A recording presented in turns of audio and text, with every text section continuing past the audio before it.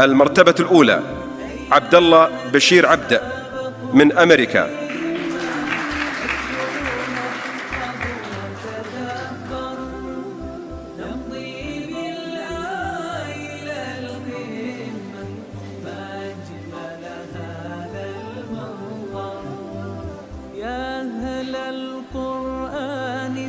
عماد مصطفى حسن الضباطي الثانية من ليبيا.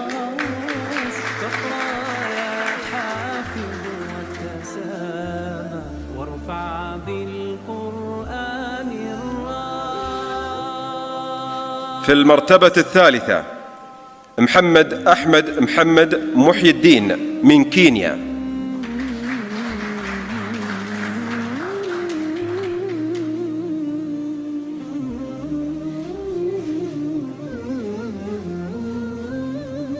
في المرتبة الرابعة حسن ساموا من تايلاند.